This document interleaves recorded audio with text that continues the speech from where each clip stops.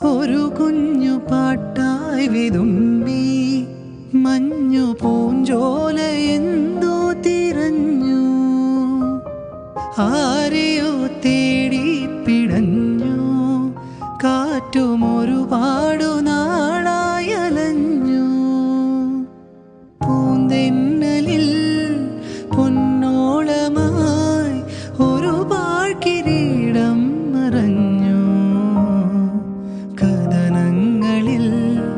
തുണയാകുവാൻ വെറുതെ ഒരുങ്ങുന്ന മൗനം